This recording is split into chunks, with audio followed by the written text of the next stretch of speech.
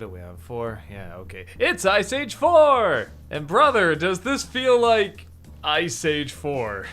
Yeah, it's no secret, I'm not exactly the biggest fan of the Ice Age movies. I don't dislike them, but I don't really get into them that much. That's except for the last one. Number 3 actually had a fair amount of life and energy into it. I actually kind of dug that one. At the very least, you could say, alright, it stops at 3. It's a trilogy, and you can kind of wrap it up, but nope. Somewhere somebody said these still make money, and yeah, I guess they must. They made 2 more, so we got an obligation movie, and yeah, that's exactly what it feels like, an obligation movie.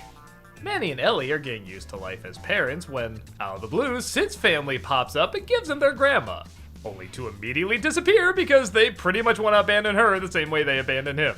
Okay, I will give this movie credit, that is a really good fake out. I really thought they were gonna be main characters, they give them personalities and distinct looks and everything, and they just leave for no other reason than they're awful, and I kinda respect that.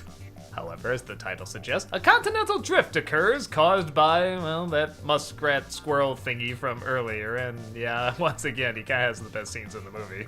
And Manny, Diego, and Sid are separated from the rest.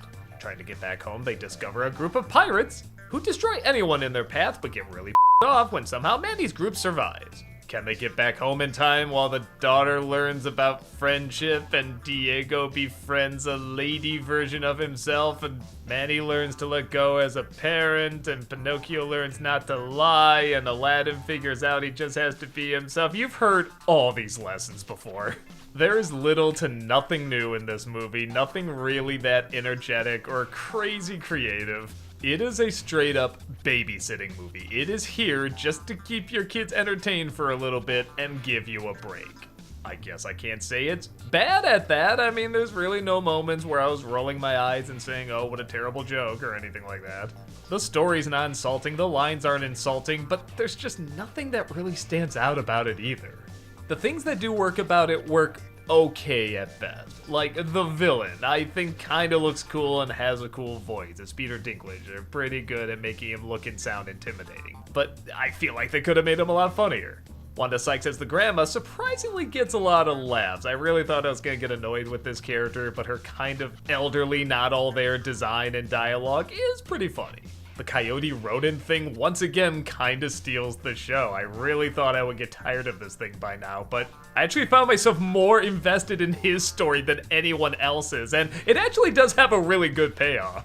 Outside of that, there's really nothing much. I mean, like, I'm struggling to think of anything else to talk about with this movie. It's kind of neat that this is the second Cats and Scar, where if I was just to look at them, I could tell which celebrity was voicing him. The animation's fine. Honestly, it kind of looks like more money was thrown at than there probably needed to be. Like, in the last one, it really was kind of big and grand and was animated that way.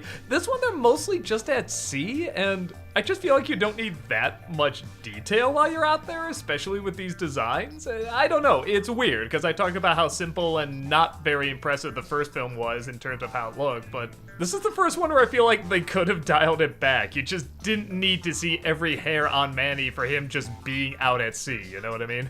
It's a little weird to give the one song in the movie to the one guy who really can't sing, and he's got a singer in his crew. It's really bizarre they didn't give her a song. It just kind of exists. It doesn't annoy me, but it doesn't delight me either. I wouldn't watch it again. I probably wouldn't seek it out to watch it for a first time if I didn't have to for a job.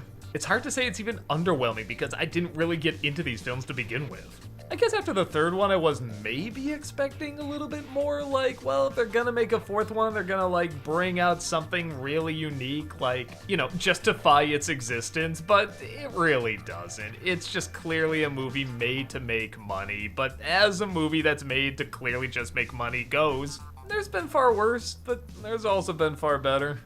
Yeah, sorry, I really don't have much on this one. It's Ice Age 4. Who has passionate thoughts about Ice Age 4? Not me. Goodbye.